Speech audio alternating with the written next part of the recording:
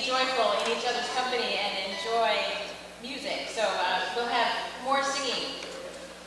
And we're going to hear from two teachers right now. First from Barbara Broderick, who is a retired teacher, and then from someone who is currently teaching.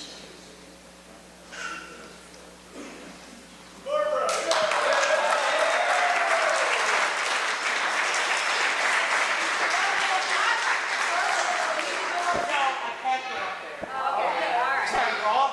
Librarian, actually, which I regard as a teacher, and you all would be very quiet. The advantage of Wait, he's going to bring your mic. sorry, what do you want me to do? A mic. Telling me. Towards me. Thank you. I don't want to attack you. There you go. Okay. Now, can you hear me? Is it all right? Can you hear me now? Can you hear me now? I was going to say, one of the disadvantages of old age is that those stairs, you'd all be holding your breath as I went up, and you'd certainly be holding your breath when I came down. But one of the advantages is that I remember when teachers, I'm going to talk about teachers today because I don't know about firemen and policemen, but teachers were valued by the communities. They were very precious. They were never paid enough, even despite all the rhetoric. They also were not protected in their workplace. My husband's second book was on a man called Johnny Ryan from Minnesota. Minnesota? Hey, Minnesota! Who helped FDR develop the living wage during the Depression. The whole concept of a living wage, because it was new. Not new to scholars who studied the scriptures, which is where it came from, but it was new to the secular society. And once the whole concept of the living wage was developed, it became clear that unions were the way it was going to happen. It was not going to happen voluntarily.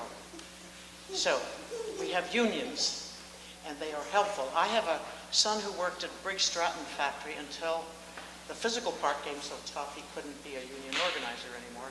And his son works to organize workers in hotels, so it's in the DNA. Teachers are now protected. They are approaching, and some have, a living wage. But we need to be strong because the attack, which is close to barbaric, on unions, is going to not just hurt the people in our communities. When Speaker O'Brien calls them union thugs, I think, they're my neighbors, they're my coworkers. Come on, this is not true. So we need to stand firm and work against this. I have a list of the reps from District 13, which is Exeter, Stratton, and Northampton, and I'd be happy to pass them out, especially if you will call them. Calling is better, according to Donna, than emailing, but if you could get in touch with them to ask them to support the governor's veto on the unions. It's very important that they hear from you. They think, or they used to think, that nobody knew how they voted. But I think it's becoming clear that that's changing. We need also, I think, to help somehow recreate community because it's become so divisive that we're now all screeching at each other. And it's very sad because we all will benefit from healthy unions, healthy, well-paid teachers, ditto policemen, ditto firemen, and I would like to hear applause for the Stratton Police, who in this climate are going to unionize.